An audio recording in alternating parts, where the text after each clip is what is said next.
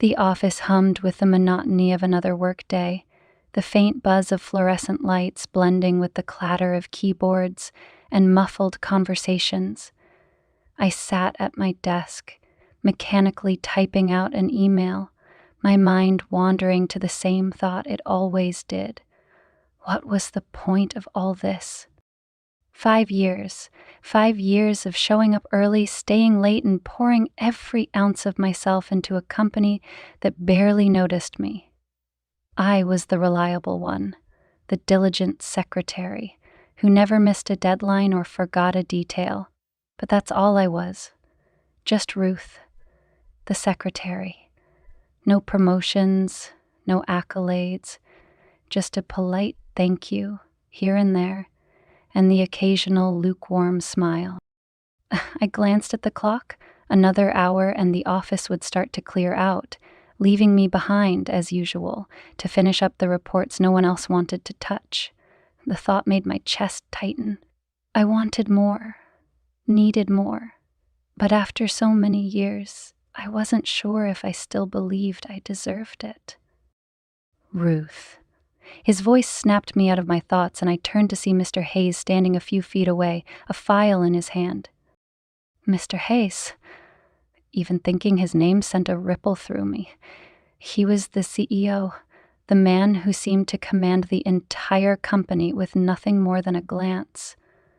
In his mid-40s, with salt and pepper hair and a tailored suit that clung to his tall, broad frame, he exuded power. His gray eyes were sharp, assessing, and when they landed on you, it felt like he was seeing more than he should. Yes, Mr. Hayes. I straightened in my chair, trying to suppress the flutter of nerves his presence always seemed to provoke. I need this finalized by morning, he said, placing the file on my desk. His tone was clipped, but not unkind. We have a presentation with the board tomorrow. Of course, I said, nodding. I'll take care of it. Good. He hesitated, his eyes flicking to mine. For a brief moment, his expression softened, and I thought he might say something else. But then he straightened, his professional mask snapping back into place. Thank you, Ruth. With that, he turned and walked away, leaving me with the faint scent of his cologne, a blend of cedar and something darker, something that lingered long after he was gone. By the time the office emptied out, it was nearly 7. The once bustling space was now silent, save for the faint hum of the HVAC system and the occasional shuffle of the janitor's cart. I was alone, as usual, surrounded by stacks of papers and the faint glow of my computer screen. I leaned back in my chair, rubbing my temples. The file Mr. Hayes had left for me was spread out across my desk, pages of data and charts that needed to be compiled into a polished presentation. It was tedious, mind-numbing work, but I didn't mind. In some strange way, I found comfort in the routine. It was something I could control, unlike the rest of my life. The thought made me glance at my phone, where a missed text from my husband, Mark, sat unanswered. "What time will you be home?" he had asked hours ago. I hadn't replied. I knew he wouldn't be upset. Mark never got upset, but that was part of the problem. He was too easygoing, too complacent. Our marriage had become a quiet, predictable routine, and though I cared for him deeply, I couldn't shake the feeling that something was missing. I shook the thought away and turned back to my work. This wasn't the time to dwell on my personal life. I had a job to finish. "Still here?" The voice startled me, and I looked up to see Mr. Hayes standing in the doorway of his office. His tie was loosened, and the top button of his shirt was undone, revealing a hint of tanned skin beneath. He looked different, almost human, without his usual polished exterior. "I was just finishing up the presentation," I said, gesturing to the file on my desk. "I'll have it ready for you by morning." He nodded, stepping further into the room. "You're always the last one here." I shrugged, offering a small smile. Someone has to make sure everything gets done. His lips quirked into a faint smile, but there was something in his eyes, something softer, almost contemplative. "I don't think I've ever properly thanked you for everything you do around here. This place wouldn't run half as smoothly without you." The words caught me off guard, and for a moment I didn't know how to respond. Praise from Mr. Hayes was rare, almost unheard of. Thank you," I said finally, my voice quieter than I intended. He nodded, his gaze lingering on me for a beat too long before he turned to leave. "Don't stay too late," he said over his shoulder. "I won't," I lied. As soon as he was gone, I let out a shaky breath, my mind racing. What was that? He was just being polite, I told myself. There was no reason to read into it. But even as I tried to convince myself, I couldn't ignore the warmth his words had stirred in me, the way my heart had raced when he looked at me. I forced myself to focus, determined to finish the presentation and put the whole interaction out of my mind. But as the hours ticked by and the office grew darker, his voice echoed in my head. "This place wouldn't run half as smoothly without you." When I finally got home, Mark was asleep on the couch, the faint glow of the TV casting shadows across his face. I stood in the doorway for a moment, watching him. He looked peaceful. His features softened in sleep, and for a fleeting second, I felt a pang of guilt. Mark was a good man, steady, dependable, kind. He didn't deserve a wife who was thinking about another man. That it wasn't like I had done anything wrong, I told myself. Mr. Hayes was my boss, nothing more. And yet, as I climbed into bed beside Mark and stared at the ceiling, I couldn't shake the memory of those lingering gray eyes, the faint smile that seemed meant only for me. The next morning, I arrived at the office early as usual. The presentation was waiting on Mr. Hayes's desk when he walked in, his tie perfectly knotted and his suit freshly pressed. He glanced at the file, then at me, and for a moment I thought I saw that same softness from the night before. "You've outdone yourself as always," he said, his tone even but sincere. "Just doing my job," I replied, though the compliment sent a thrill through me. He gave me a small nod, then disappeared into his office, leaving me alone once again. I turned back to my desk, determined to focus on my work, but the memory of his voice lingered, a quiet echo that I couldn't ignore. As the day wore on, I found myself glancing at his office door more often than I cared to admit, waiting for some excuse to see him again. But he remained behind the closed door, his presence a constant reminder of the boundaries I wasn't sure I wanted to cross. By the end of the day, I was no closer to figuring out what was happening between us, if anything at all. But as I packed up my things and prepared to head home, a small voice in the back of my mind whispered the truth I didn't want to admit. Whatever it was, I didn't want it to stop. The office felt unusually quiet that evening. Most of the team had left hours ago, and I was alone at my desk, tying up loose ends. The faint hum of the HVAC system and the rhythmic ticking of the clock were my only companions. The warm glow of my desk lamp illuminated the scattered reports in front of me, casting long shadows on the sleek, polished surface. I had told myself I'd leave early tonight. I always told myself that. Yet here I was again, the last one in the office, fueled by a mix of dedication and the gnawing desire to prove myself worthy of something more. The faint click of a door opening broke my concentration, and I turned to see Mr. Hayes stepping out of his office. He looked different. His jacket was off, his tie loosened, and his shirt sleeves rolled up to his forearms, revealing strong, tanned skin. The faint creases around his eyes softened his usual commanding presence, and for a moment, he didn't look like the untouchable CEO I'd spent years working for. He looked human. "You're still here," he said, his voice low and resonant in the stillness of the office. I straightened in my chair, caught off guard. "Just finishing up the expense reports. I wanted to make sure they were ready for tomorrow." He nodded, walking closer until he was standing just a few feet from my desk. His gaze flicked over the papers scattered in front of me before settling on my face. "You work harder than anyone else here, Ruth. You know that, don't you?" His words caught me off guard, and I felt a faint warmth rise in my cheeks. "I'm just doing my job." He smiled faintly, but there was something in his eyes that made my pulse quicken. "You do far more than that." For a moment, we stood there in silence, the air between us charged with something unspoken.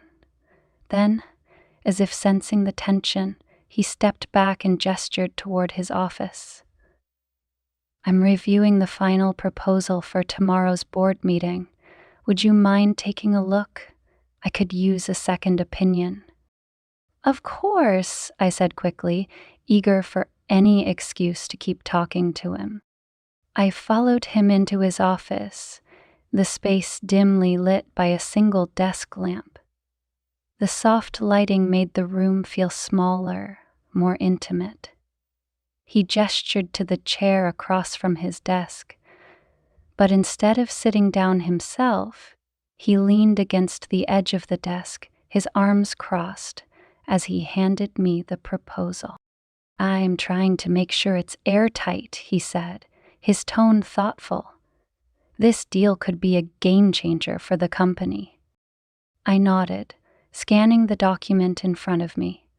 The numbers and projections blurred slightly as I read, my focus divided between the words on the page and the man standing so close. I felt the weight of his gaze on me, and I couldn't help but glance up. "Do you ever stop working?" I asked, trying to break the silence. He chuckled softly, the sound warm and surprisingly disarming.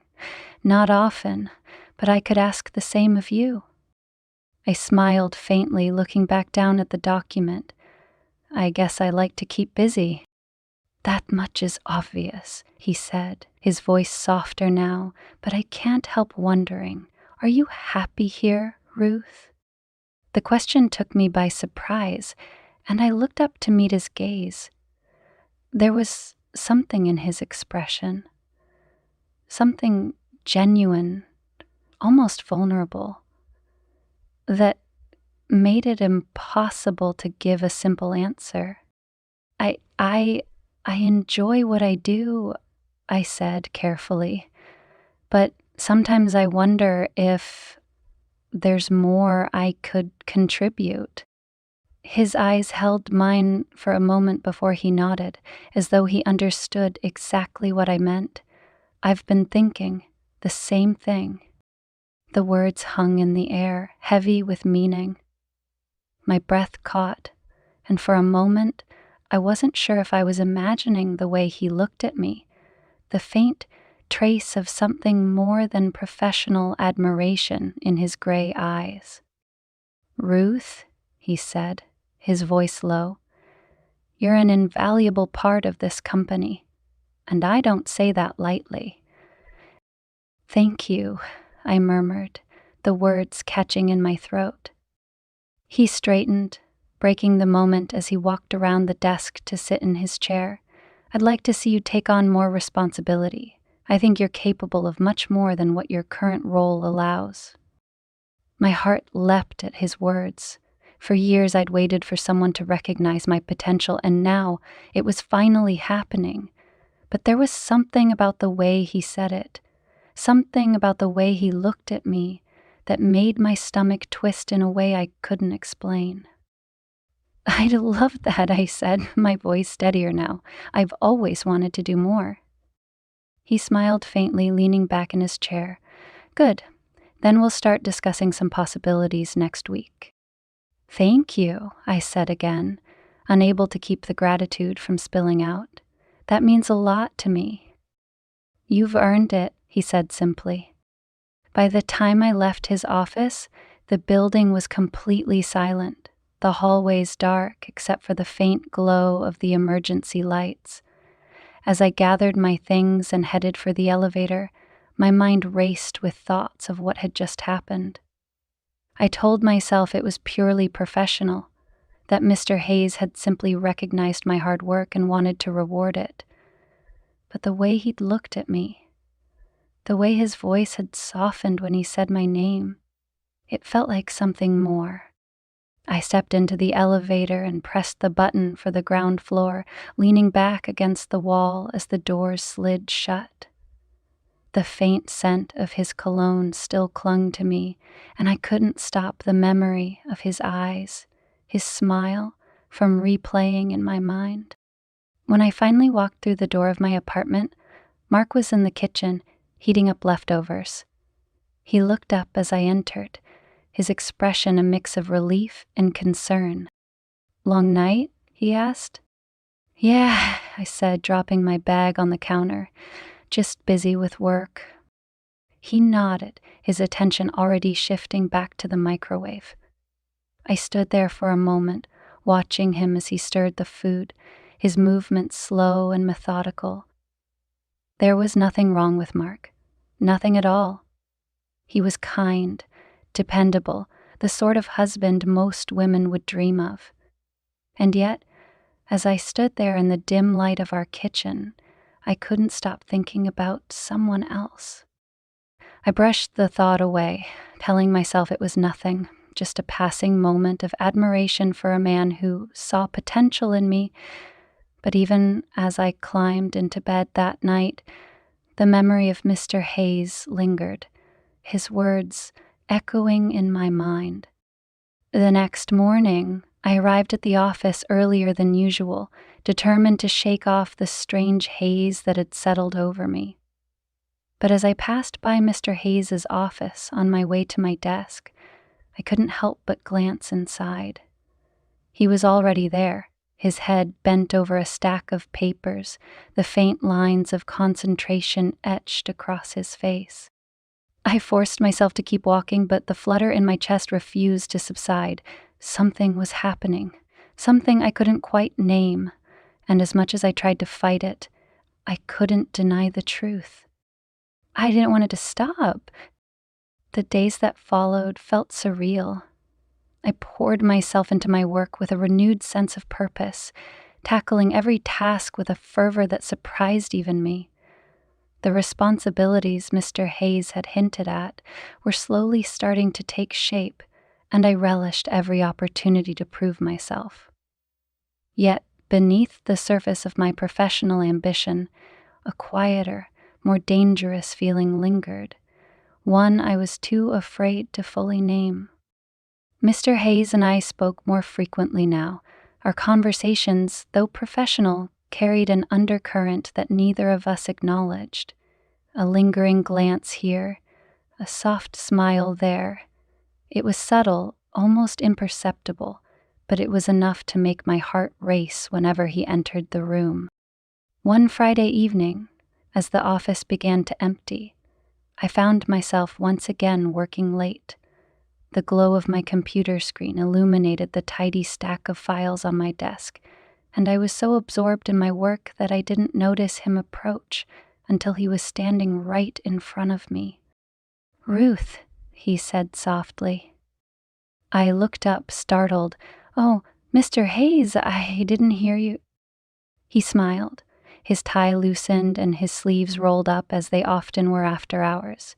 "You're always here late." I shrugged, feeling a faint blush creep up my neck. "There's always something that needs to get done." "You could let someone else handle it once in a while," he said, his tone light but with a hint of concern. "You deserve to have a life outside of this place." I laughed nervously, unsure of how to respond. "I don't mind. I like staying busy." He leaned against the edge of my desk, his gaze steady. "You work harder than anyone I've ever met, Ruth. It doesn't go unnoticed." The sincerity in his voice made my breath catch, and for a moment I couldn't look away from his eyes. There was something disarming about the way he said my name, as though it carried a weight I didn't fully understand. "Thank you," I murmured, my voice barely above a whisper. His gaze lingered on me for a beat too long before he straightened, clearing his throat. I was about to pour myself a drink. "Would you like one?"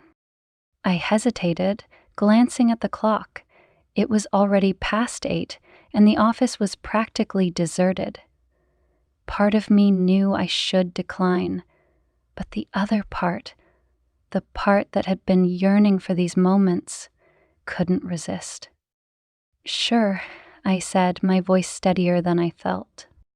He nodded and disappeared into his office, returning a moment later with 2 glasses of whiskey. He handed one to me, his fingers brushing mine for just a second, a fleeting touch that sent a jolt through me. "Cheers," he said, raising his glass. "Cheers," I echoed, taking a small sip. The warmth of the whiskey spread through me, easing some of the tension in my shoulders. We stood there in silence for a moment, the faint hum of the HVAC system the only sound. I glanced out the window, where the city lights twinkled against the night sky, and for a moment, it felt like we were the only 2 people in the world. "You've been with the company for 5 years now," he said suddenly, his tone thoughtful. "Almost 6, I corrected, a small smile tugging at my lips. He chuckled softly. "That's right, and in all that time you've never once complained, never once asked for more than what you were given. Why is that?"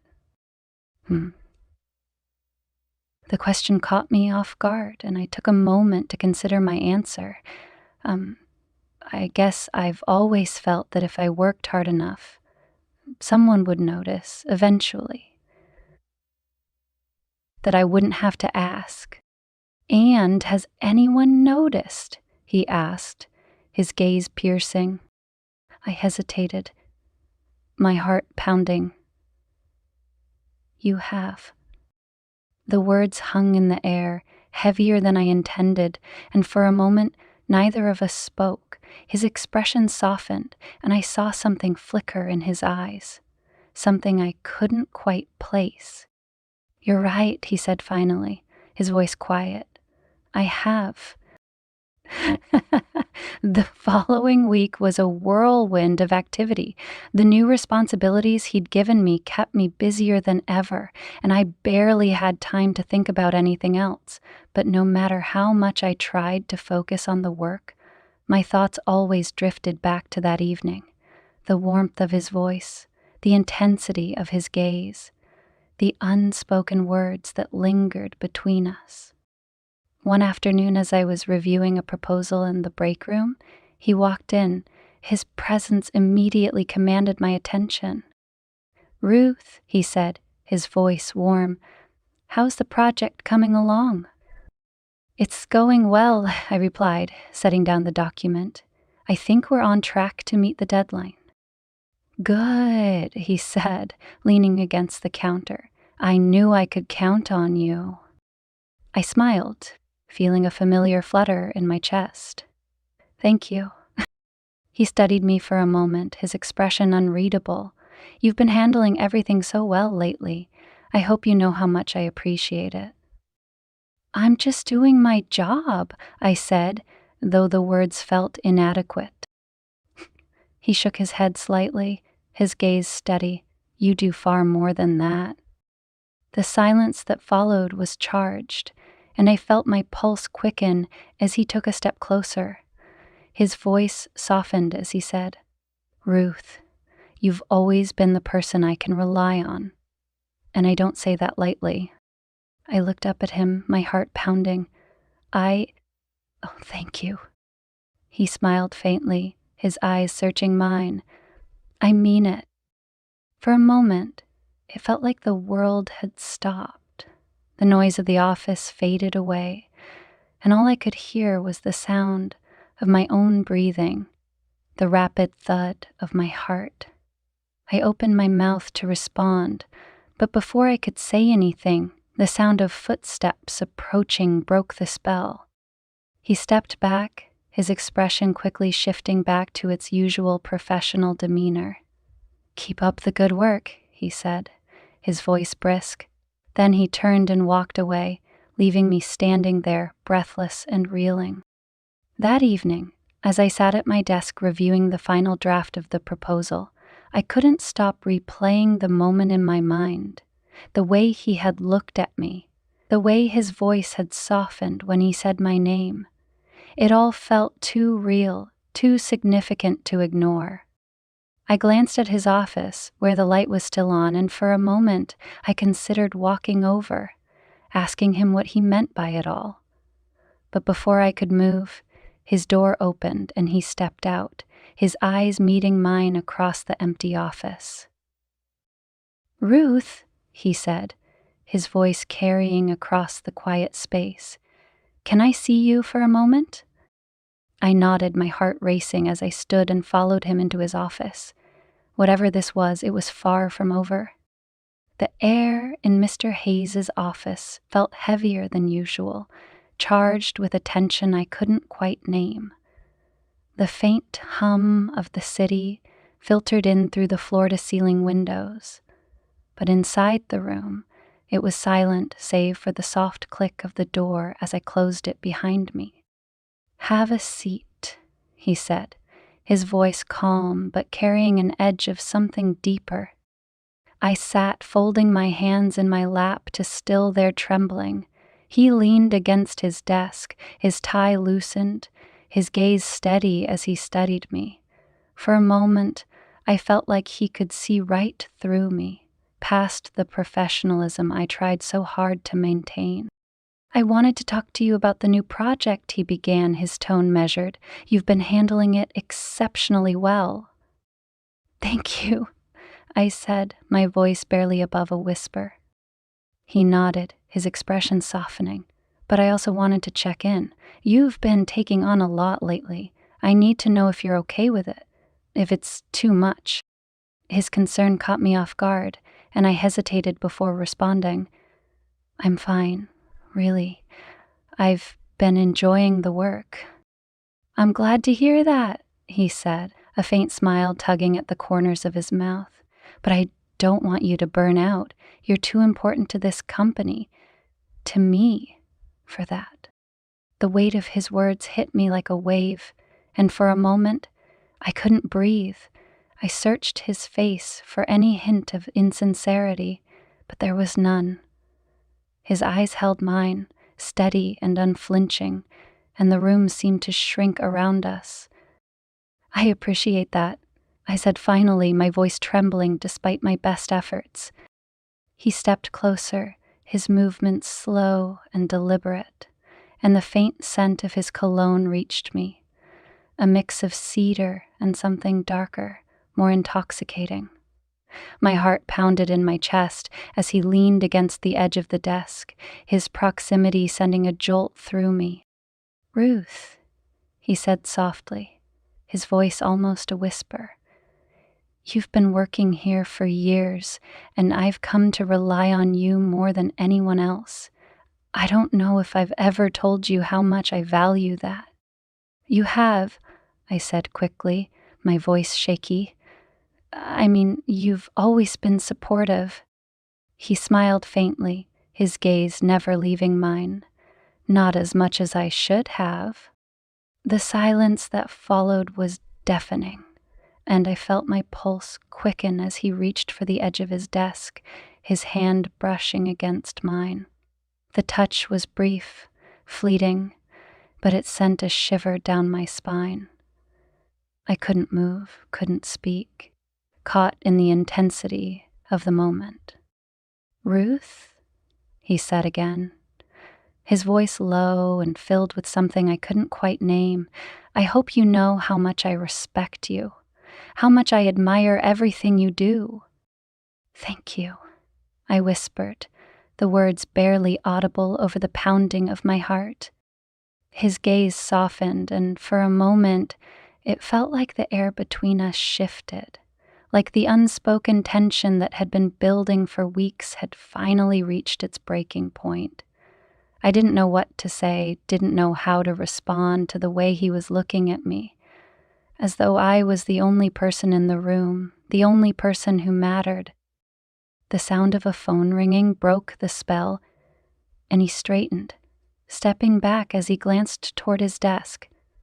"I should get that," he said, his voice brisk once more. "Of course," I said, standing quickly and smoothing my skirt. "I'll let you get back to work." He hesitated, his gaze flicking back to me for a brief moment before he nodded. "Thank you, Ruth." I left the office, my heart racing as I walked back to my desk. The weight of the moment lingered, heavy and undeniable, and I couldn't shake the feeling that something had changed, something I wasn't sure I was ready to face.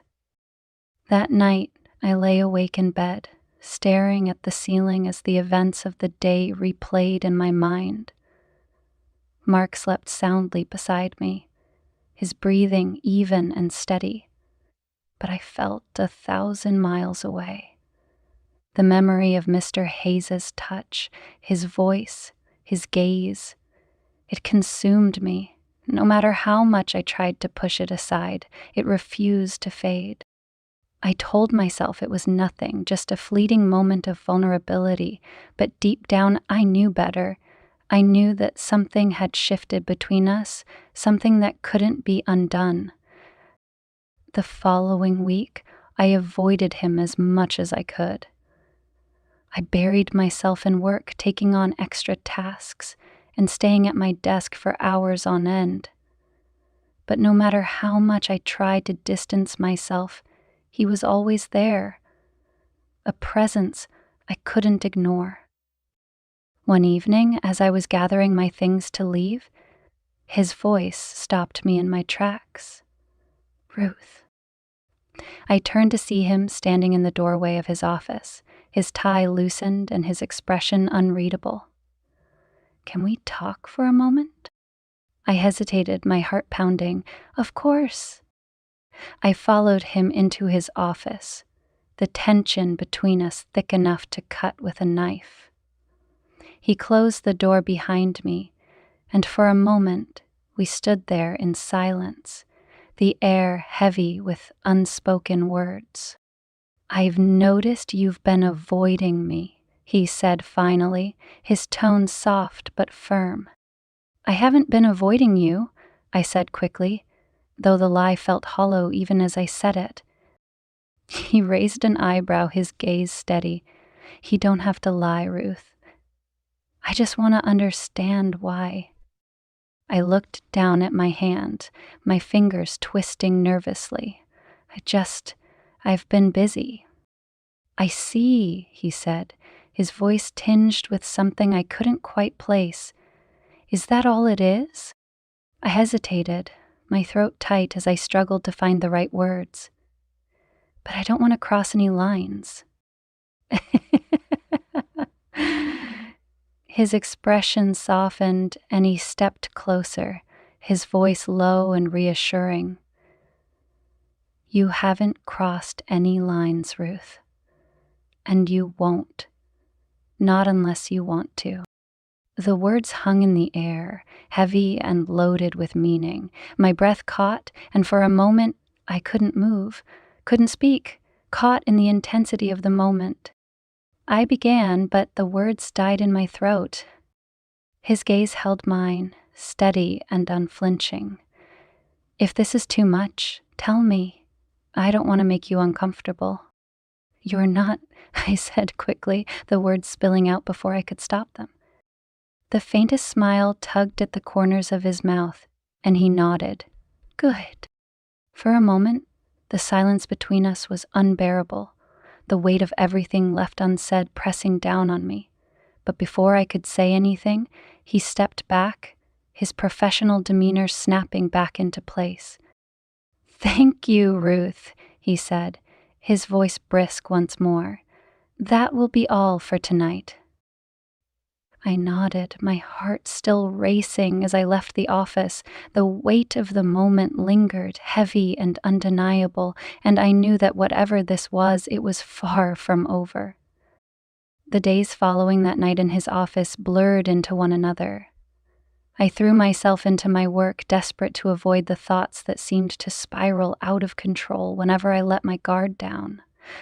But no matter how hard I tried to focus, Mr. Hayes was always there, in the back of my mind, in the air between us during meetings, and in the way he lingered just a moment too long when our paths crossed. It felt like a game we were both too afraid to admit we were playing, one where every glance and unspoken word pushed us closer to a line neither of us was sure we should cross. It was late one evening when everything came to a head. The office was deserted, the lights dimmed, except for the soft glow of the desk lamps that cast long shadows across the floor. I was at my desk, finishing up the revisions on a report that was due the next morning, when his voice startled me. I looked up to see him standing a few feet away, his jacket slung over one shoulder, his shirt unbuttoned at the collar. There was something in his expression, something raw, almost vulnerable, that made my pulse quicken. "Mr. Hayes," I said, trying to keep my voice steady. "I didn't realize you were still here."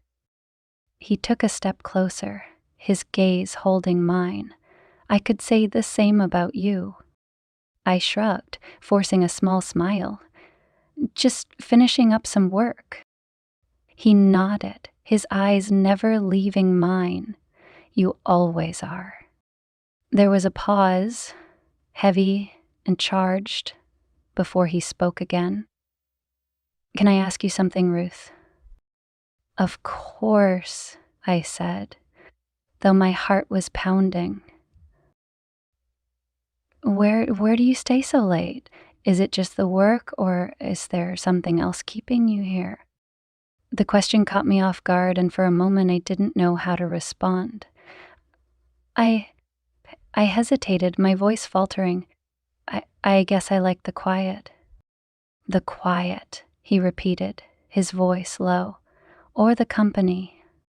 The air between us seemed to crackle, and I felt my breath hitch. I didn't know how to answer. Didn't know what to say that wouldn't give me away entirely, so instead I said nothing, letting the silence stretch between us. He stepped closer, his movements slow and deliberate, and I could feel the heat of his presence even before he spoke again. "Ruth," he said softly, his voice barely above a whisper. "If I'm out of line, tell me that I don't think I am." My heart pounded in my chest, and I looked up at him, searching his face for any hint of doubt. But there was none. His eyes were steady, his expression open, and in that moment I felt something shift, something I couldn't take back. "You're not," I whispered, the words escaping before I could stop them. He exhaled softly, and the faintest smile tugged at the corners of his mouth. "Good." What happened next felt like a dream, one I wasn't sure I wanted to wake up from. He leaned closer, his movements tentative, as though giving me every opportunity to stop him. But I didn't. I couldn't. I was frozen in place, my breath catching as his hand brushed against mine. "Ruth," he said again, his voice low and filled with something I couldn't name. "I've been trying to fight this, whatever this is, for weeks, but I can't anymore." Neither could I. The words hovered on the tip of my tongue, but I couldn't bring myself to say them. Instead, I let the silence speak for me, my gaze meeting his in a way that left no room for doubt. He moved closer, his hand brushing against my cheek, and I felt a shiver run through me. His touch was warm, gentle, and I found myself leaning into it without even thinking. "Tell me to stop," he murmured, his voice so soft it was almost a plea. I shook my head, my breath hitching as I whispered, "Don't." That was all it took. He closed the distance between us, his lips brushing against mine in a way that sent a jolt through my entire body. The kiss was tentative at first, almost hesitant, but it quickly deepened, the weight of everything we'd been holding back crashing down around us. I couldn't think. All I could do was feel the warmth of his hands on my skin, the intensity of his gaze when he pulled back just enough to look at me. "Are you sure?" he asked, his voice thick with emotion. "Yes," I said, my voice steady despite the whirlwind of feelings raging inside me. The hours that followed felt like a blur, a heavy mix of passion and emotions that I couldn't fully process. We didn't speak much. There were no words that could capture the enormity of what was happening. Instead, we let our actions speak for us, the quiet intimacy of the moment saying more than words ever could. It wasn't until the early hours of the morning, as the first rays of sunlight began to filter through the windows, that reality began to creep back in. I sat on the edge of the couch in his office, my clothes rumpled and my hair a mess, while he stood by the window, his back to me. "We shouldn't have done this," I said finally, my voice breaking the heavy silence. He turned to look at me, his expression unreadable. "Do you regret it?" I hesitated, my heart aching at the thought. "No, but that doesn't mean it wasn't a mistake." He nodded slowly, his gaze dropping to the floor. "I know." The weight of his words hung in the air, and for a moment neither of us spoke. I wanted to say something, anything, that would make the heaviness go away, but I didn't know how. "I should go," I said finally, standing and smoothing down my skirt. He didn't try to stop me, but as I walked toward the door, his voice stopped me in my tracks. "Ruth." I turned to look at him, my breath catching at the way he was looking at me, like he wasn't sure if he was letting me go or watching me leave forever. "Take care of yourself," he said softly. I nodded, unable to trust my voice, and walked out the door, the sound of it closing behind me echoing in the empty office. That night, as I lay in bed staring at the ceiling, I couldn't stop the tears that spilled down my cheeks. I told myself it was for the best, that whatever this was couldn't last. But no matter how much I tried to convince myself, I couldn't shake the feeling that something had been irrevocably changed, that no matter what happened next, I couldn't go back to the way things were before. The office was quiet as I sat at my desk, staring blankly at the computer screen. The weight of what had happened the night before lingered in my chest, heavy and unrelenting. I had told myself it was a mistake, one born out of exhaustion and vulnerability.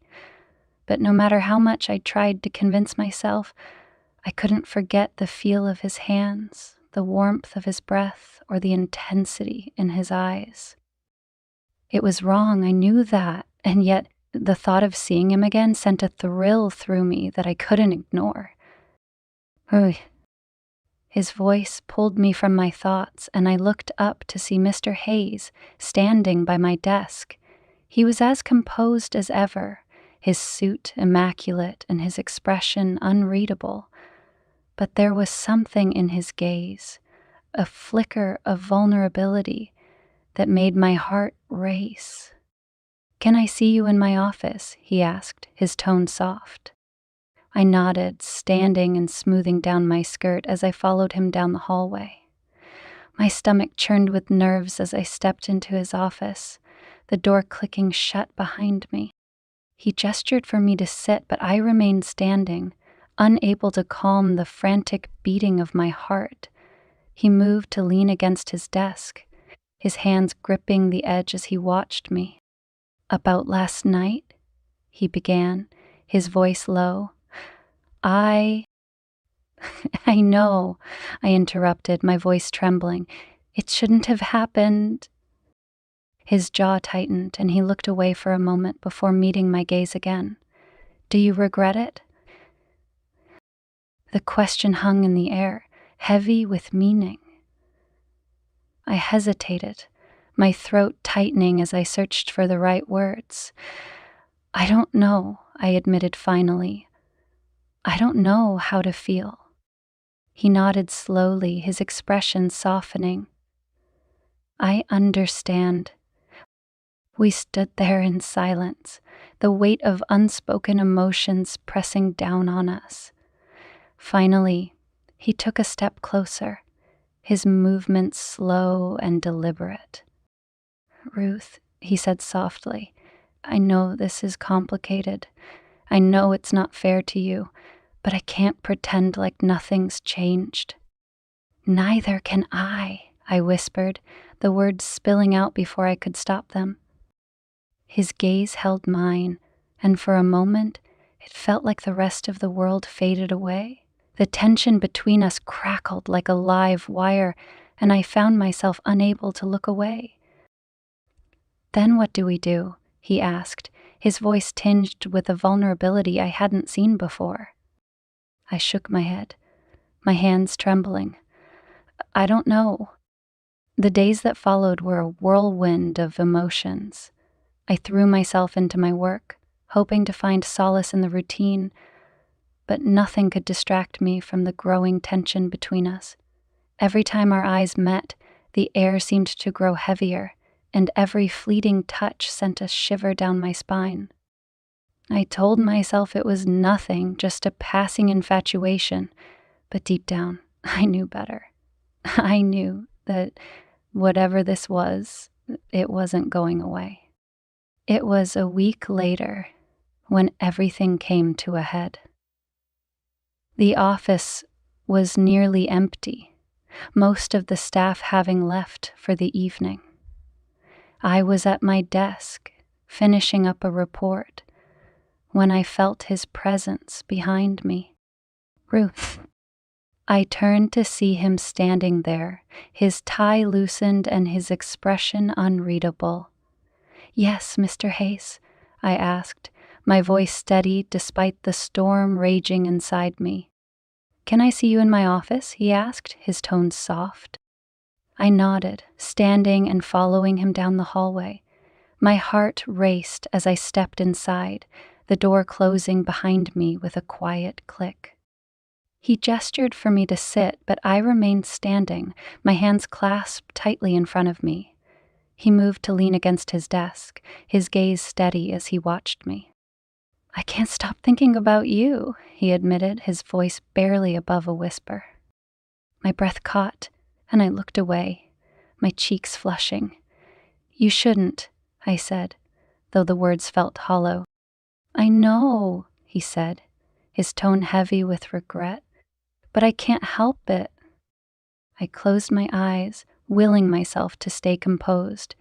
"This isn't fair," I said, my voice trembling. "To either of us." "No, it's not," he agreed, stepping closer. "But that doesn't change how I feel." I opened my eyes, meeting his gaze. The intensity there made my pulse quicken, and I felt my resolve begin to crumble. "David," I said softly, his name foreign on my tongue. "What are we doing?" He reached for my hand, his touch gentle. "I don't know," he admitted, "but I don't want to stop." The honesty in his words made my chest ache, and I found myself unable to pull away.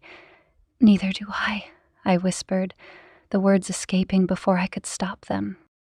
What happened next felt inevitable. He stepped closer, his hand brushing against my cheek as he leaned in. His kiss was soft at first, hesitant, but it quickly deepened, the weight of everything we'd been holding back crashing down around us. Oh, I couldn't think. All I could do was feel the warmth of his touch and the intensity of his gaze consuming me completely. It was reckless and dangerous, but in that moment, it was the only thing that felt real. When it was over, we stood in silence, the weight of what had happened settling over us like a heavy blanket.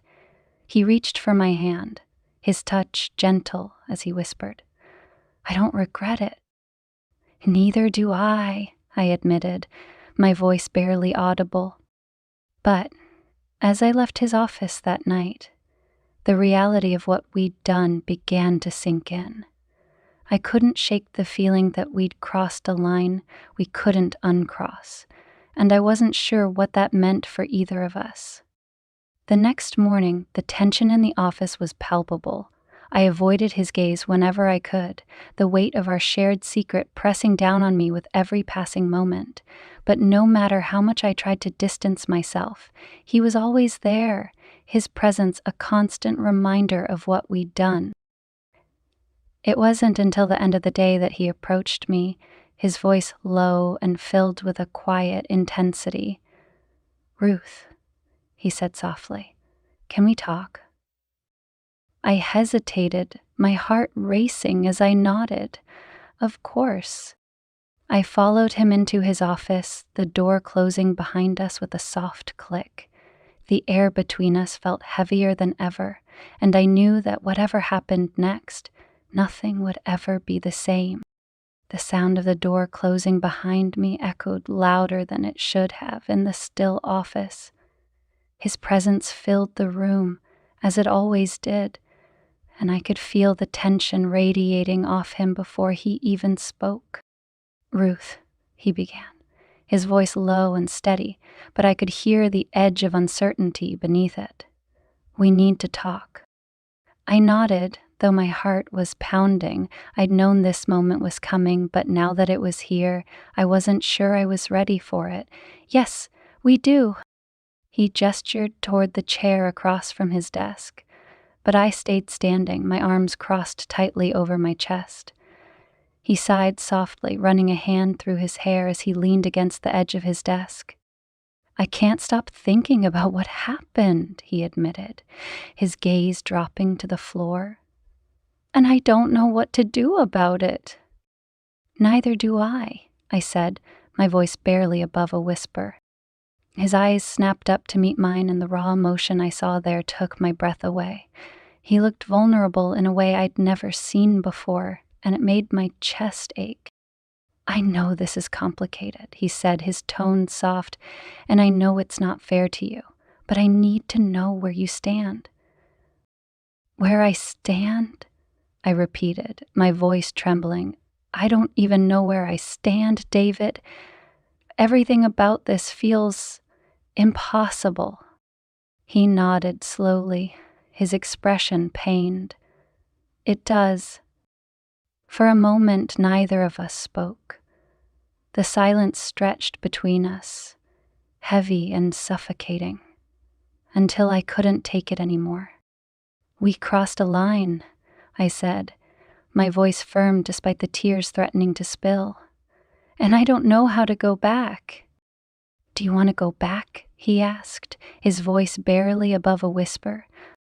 I hesitated, my throat tightening as I searched for the answer. "I don't know," I admitted finally. His jaw tightened and he looked away, his hands clenching at his sides. "I know you're right," he said softly, "but that doesn't make it any easier." "No," I said, shaking my head, "it doesn't." The days that followed were a blur of tension and avoidance. We spoke only when necessary, our conversations clipped and professional, but the weight of what had happened hung over us like a cloud. I told myself it was for the best, that putting distance between us would make things easier. But it didn't. If anything, it made the ache in my chest worse. I avoided him as much as I could, burying myself in work and finding excuses to be out of the office whenever possible. But no matter how hard I tried, I couldn't escape him. He was always there, a constant presence in the corner of my mind, and every time our eyes met across the room, the tension between us crackled like a live wire. It wasn't until the following week, during a company-wide meeting, that things came to a head. He was presenting the quarterly results, his voice calm and steady as he addressed the room, but his eyes flicked to mine more often than they should have. I tried to focus on the slides, on the data he was explaining, but all I could think about was the way his voice had sounded when he whispered my name. After the meeting, I slipped out as quickly as I could, hoping to avoid any interactions, but as I rounded the corner toward my desk, I felt his presence behind me. "Ruth," he called softly, and I froze. I turned slowly, my heart pounding as I met his gaze. "Yes? Can we talk?" he asked, his voice low. I hesitated, glancing around the empty hallway before nodding. "Okay." He gestured toward his office, and I followed him inside, the door clicking shut behind me. The air between us felt heavier than ever, and I could feel the tension in the way he moved, the way his hands trembled slightly as he adjusted his tie. "I can't do this anymore," he said finally, his voice breaking the silence. "I can't keep pretending like nothing's wrong." I swallowed hard, my chest tightening. "Neither can I." He looked at me, his expression raw and open. "Then what do we do?" "I don't know," I admitted, my voice trembling. "But we can't keep doing this. It's not fair to either of us." His jaw tightened, and he looked away, his hands clenching into fists at his sides. "You're right," he said softly. "It's not." For a moment, we stood there in silence, the weight of our unspoken emotions pressing down on us. I wanted to say something, anything that would make the pain go away, but no words came. "I care about you, Ruth," he said finally, his voice barely above a whisper. "More than I should." I closed my eyes, willing the tears to stay at bay. "I care about you too," I admitted, my voice breaking. "But that doesn't make this any easier." "No," he said, shaking his head, "it doesn't." That night, as I sat alone in my apartment, the weight of everything we'd said pressed down on me like a heavy blanket. Mark was out of town for work, and the silence of the empty space was deafening. I poured myself a glass of wine, hoping to drown out the thoughts that wouldn't leave me alone, but it didn't help. I couldn't stop thinking about him, about the way he'd looked at me, the way his voice had trembled when he said my name. I told myself it was over, that we'd both agreed to keep our distance, but a part of me didn't believe it. A part of me didn't want to. The next morning, I arrived at the office early, hoping to avoid him. But as I stepped out of the elevator, I saw him standing by my desk, his hands in his pockets and his expression unreadable. "Good morning," he said softly, his gaze holding mine. "Good morning," I replied, my voice steady despite the rapid beating of my heart. He hesitated, his eyes searching mine. "Can I see you in my office?" I nodded, setting my bag down before following him down the hallway. My stomach churned with nerves as I stepped inside, the door clicking shut behind me. He gestured for me to sit, but I remained standing, my arms crossed tightly over my chest. He sighed softly, running a hand through his hair as he leaned against the edge of his desk. I know we said we'd keep our distance, he began, his voice low, but I can't do it. My breath caught and I looked away, my chest tightening. David, I know it's not fair to you, he said quickly, cutting me off, but I need you to know how I feel. I turned to look at him, my heart pounding. And how do you feel? I'm in love with you, he admitted, his voice breaking, and I don't know what to do about it. The weight of his confession hit me like a wave, and I felt tears prick at the corners of my eyes. I wanted to tell him I felt the same, but the words caught in my throat. Say something, he pleaded, his voice raw. I can't, I whispered, my voice trembling. I can't do this. His shoulders sagged, and he looked away, his hands clenching into fists at his sides. I understand. The pain in his voice was unbearable, and I took a step closer, my hand reaching out to touch his. David. He looked at me, his eyes filled with emotion. I don't want to lose you, Ruth. You won't, I said, my voice breaking. But we can't keep doing this. It's tearing us apart. He nodded slowly, his expression pained. I know. For a moment, we stood there in silence, the weight of our unspoken emotions pressing down on us. Finally, I stepped back, my chest aching as I whispered, Goodbye, David. He didn't stop me as I walked out the door, but as I stepped into the elevator, I felt a tear slip down my cheek. Whatever this was, it was over. But the ache in my chest told me that it wasn't the end. It couldn't be. The days following our final conversation were some of the hardest I'd ever endured. The office became a battlefield, every interaction a careful dance of avoidance and professionalism. I forced myself to stay composed, burying myself in work and keeping my head down, but the weight of what had been left unsaid hung over me like a storm cloud. Mr. Hayes, David, was no better. He maintained his usual demeanor in meetings, his voice calm and authoritative, but I could see the strain in his eyes, the faint tension in his posture. He avoided speaking to me directly unless it was absolutely necessary, and even then, his words were clipped and impersonal.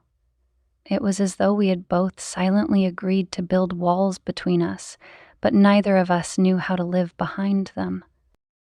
It was late on a Thursday evening when the dam finally broke. The office was nearly empty, the soft hum of the HVAC system the only sound as I gathered my things and prepared to leave. I had just slung my bag over my shoulder when his voice stopped me. Ruth? I froze, my heart skipping a beat as I turned to see him standing in the doorway of his office.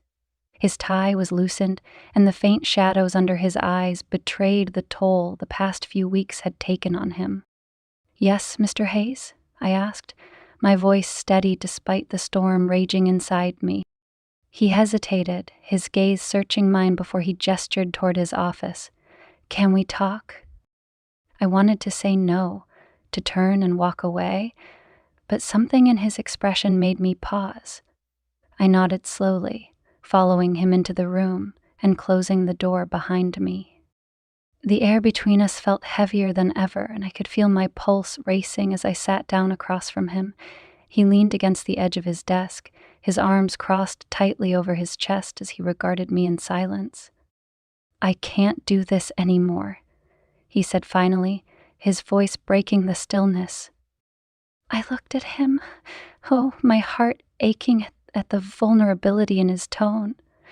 Neither can I. His jaw tightened and he looked away, his hands clenching at his sides. I've tried to keep my distance, Ruth. I've tried to focus on work, to move past this, but I can't. I can't stop thinking about you. David, I began, my voice trembling, we talked about this, we agreed. I know, he interrupted, his voice sharp, but I can't do it. I thought I could, but I was wrong. I swallowed hard, my throat tight as I struggled to find the right words. What do you want me to say? I don't know, he admitted, his voice softening. I don't know what I want. All I know is that I can't go on like this. The raw honesty in his voice made my chest ache, and I felt tears prick at the corners of my eyes. Neither can I whispered. He took a step closer, his gaze locking on to mine. Then, let's stop pretending. What are you saying? I asked, my voice barely audible. I'm saying that I care about you, Ruth, he said, his voice firm, more than I should, and I think you care about me too. I looked away, my hands trembling as I clasped them tightly in my lap. That doesn't change anything. We can't. Why not? He demanded, his tone edged with frustration. Why are we fighting this? Because it's not right, I shot back, my voice breaking. Because we'll hurt people, ourselves, the people we care about, because there's no way this ends well. He flinched at my words, and for a moment I thought he might back down, but then he straightened, his expression hardening. I don't believe that, he said quietly. I think we're too afraid of what might happen to see what could be. His words hung in the air, heavy with meaning, and I felt my resolve begin to crumble. I wanted to believe him, to let myself imagine a world where we could be together without consequence. But I couldn't.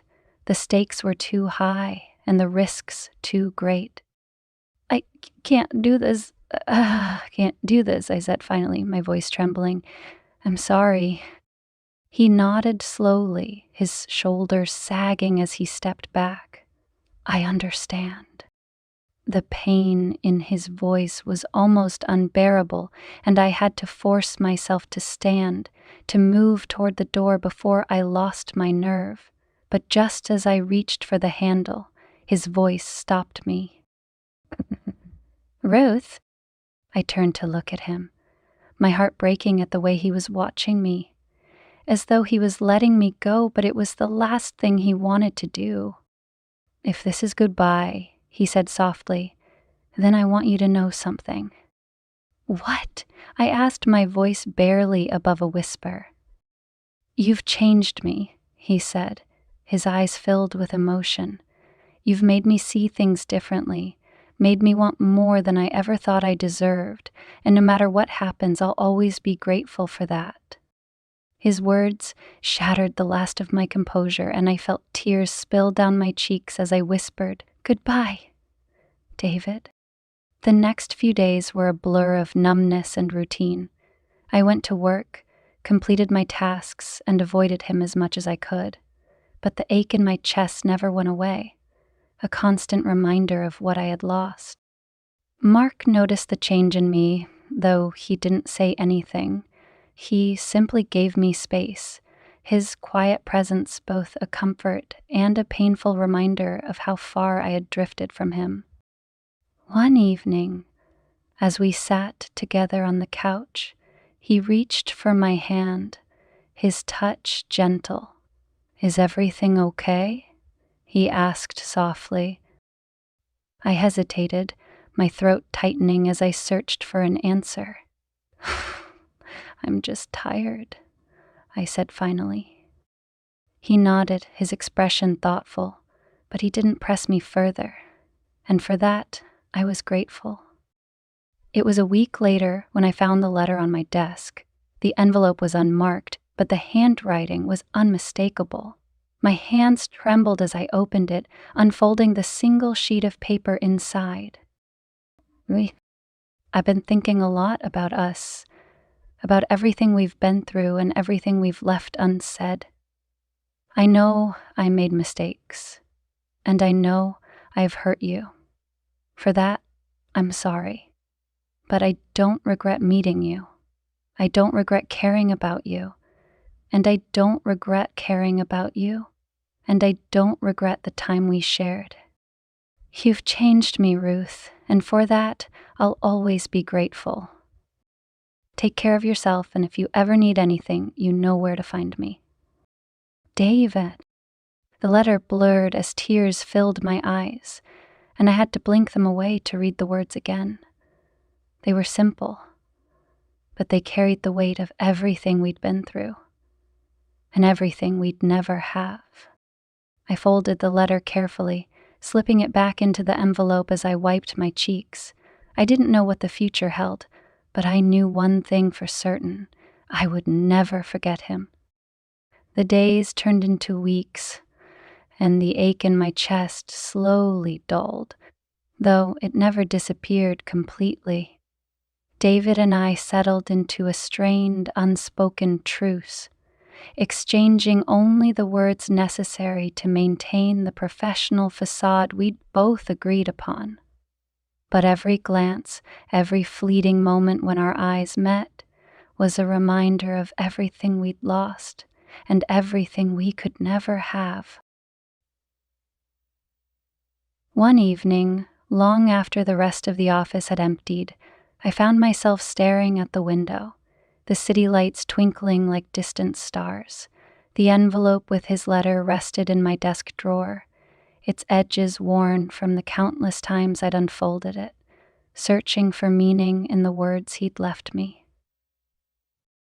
The sound of footsteps pulled me from my thoughts, and I turned to see David standing in the doorway of his office.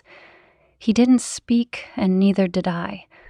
We simply stood there, the silence between us heavy but somehow comforting.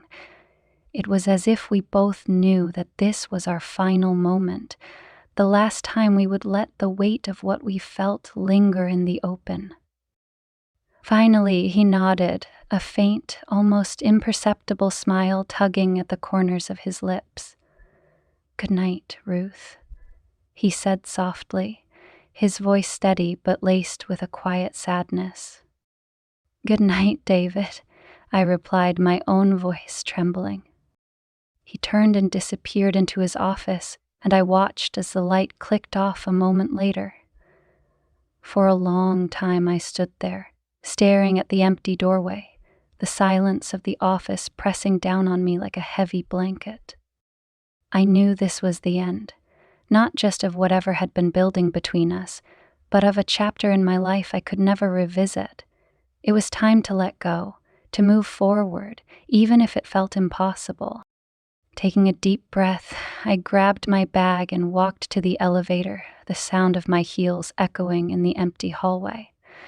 As the doors closed behind me, I allowed myself one final thought of him, one final memory to hold on to. And then I let it go,